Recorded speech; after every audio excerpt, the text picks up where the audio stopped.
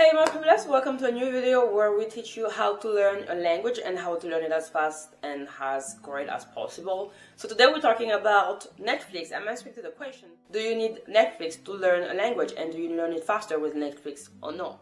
First of all, you have music. Music is the best and easiest way to learn the language, I would say. But not to speak the language. It will be easy to learn the language because you will have a lot of words, a lot of things that will be carrying out in vocabulary. You will have slams because most of the time the songs are made to be accurate, modern, so you get like the last slams in the language, the last words said, you will feel cool and you will know a little bit of the culture. But to speak the language will not help you at all because most of the time you don't even understand what you're saying. You know, you're saying stuff, but you don't even know what you're saying because you do not have the understanding behind, you do not have the context behind. And something that people struggle most with, that they're able to sing a song and not being able to speak the language. I have some songs in Hindi because I am a very huge fan of Bollywood. I used to be a very huge fan of Bollywood, the old Bollywood, and I was watching a lot of old movies with Kajol and Shah Rukh Khan, and I was listening and singing those songs in Hindi. Again, never had any classes of Hindi in my life, but I was able to remember some words. But doesn't mean like, do I speak the language? Not even close. Do I am able to understand the conversation in Hindi? Absolutely not. But I will know those songs because first of all, I'm just repeating the words. They get used to me because of memory working. But I'm not speaking the language. I'm not understanding most also the full song, and I need to translate that song lyrics to be able to get what they're saying. So you see the difference between learning the language, speaking the language, understanding the language. These are three different things. Now let's go back with Netflix. Netflix is kind of the same way, unless if you do pay attention to not make it the same way. So Netflix will be giving you content. Okay, there's a lot of content on Netflix. It's like a page with a lot of movies and TV shows, documentaries.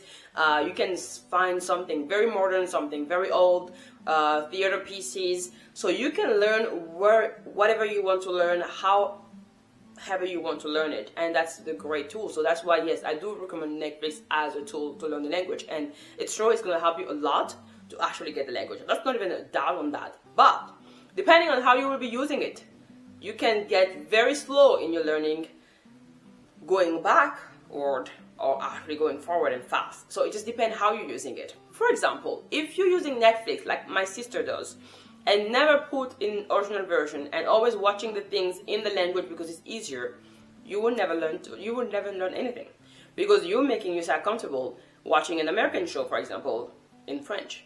So you're not getting comfortable. You're just getting comfortable, but you're not learning anything. You're not getting anywhere with that language. Okay? If you do it the way of my brother, for example, here am I disclosing my full family. If you do like my brother and then you put original version, audio, subtitles French, which is his native speaking language, you will not speak the language. You will understand the language. You will be able to learn and you will be able to listen more in the language, yes. You will not be able to speak it. Because it's missing for you to speak it, the less comfortable, the unknown, the struggle. We all need that struggle to be able to speak a language where we don't know, where we literally put there, and then the brain has to work. But you agree with me, like while you're watching a TV show and then you put the subtitles in the language that you speak, your native language, your brain is not challenged. It's listening, yes, because it can do two things at the same time, but it's not absolutely not challenged. And this is the thing that you need to pay attention to. Challenge your brain. If you do not challenge it, you will not be able to learn faster and improve at a different level because you're not being challenged at all. So I would say if you're using Netflix in the right way, which is like original version, audio, subtitles on the targeting language also, or in a complete different language, then you will be able to learn it faster, to speak it, and to understand that language. So you will do all this work just one time. So yeah, I would say like Netflix is a great tool and I agree with that and we all should use it. I prefer podcasts in my opinion when I'm learning, when I'm in like active learning. I prefer the podcast than to Netflix just because the podcast will be a conversation most of the time with two person that you're getting involved with, and it's a little bit more fluent, it's a little bit more accurate, it's a little bit more modern, and it's going to be using also more actual words, slams and stuff like that, so you will get a little bit more concerned, more involved into that conversation easily in very short conversation. You will not even have the time to lose yourself into the conversation, because those are like 20 minutes, 30 minutes podcast. Of course, you can listen to 1 hour podcast, but again, good luck for you, because I do not do that. But if you're doing like a 1 hour podcast, yes, of course. But other way, I mean, like those very small podcasts, that is actually great. And I'm not talking to you about the learning podcast, because those are the worst, where they're speaking 2 languages and explaining you each sentences. I hate those ones. I'm talking to you about just a normal podcast of someone in his own country speaking, having a podcast, targeting his own local people. So if you're in France and you're learning French, you will have those French podcasts. If you're in UK, you will have those British podcasts, etc., etc. So just targeting the country that you, or the language that you want, and go to that country and choose like the best podcast in that country. Just listen to them, and then you will learn, because they will talk about normal subject. And that's how you do. So, for example, that's what I'm doing with Portuguese. I am listening this podcast called My Populace, something like that. I don't remember anymore. I'll put you somewhere here. And they have those amazing, great conversation about Brazil, the politics, the government in Brazil, which is, it's not that great.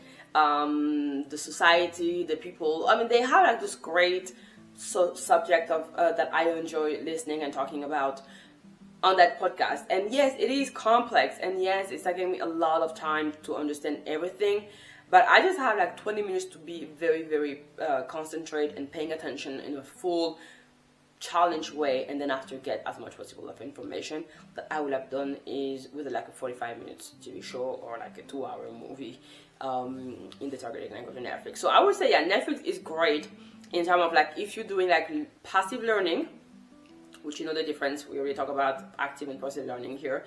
But if you're doing like passive learning, and then yes, on the passive learning, I recommend 100% Netflix. Just put a movie on the night after a long day after work. You just want to watch a movie, you put out a version of the targeting language. And you do not put those subtitles in your native speaking language. And in the beginning, I will even allow you to put that, but try to remove it as fast as possible. Because sometimes you will pay attention more to what you're reading, to what you're listening. But in the reality, in life, when you have a conversation with someone, there is no subtitles, okay? So your ears have to be more accurate, and your ears have to work more and to be challenged more. So by reading the subtitles, you're actually paying more attention with your eyes and with your ears. And then I would say, like, at some time it's important to remove the subtitles or to put the subtitles in a different language if you're able to do the things. What I do sometimes, if I'm doing an Italian movie now, I am targeting my ears and I'm targeting also my eyes with some Portuguese subtitles and Italian audio, or I will do like an Italian audio and English subtitles for some movies that I cannot find, for example, in English. Then I will put them in their original version, and then that's it. For example, I was watching this Turkish TV show that is called, I do not remember anymore because it's a Turkish TV show. I will put you here or here somewhere. And I was watching that on YouTube, and they have like, it's in Turkish, so it's in Turkish, so the original version is Turkish. And then the subtitles was English, so none of my native language there. And I do remember now some words that I heard in Turkish.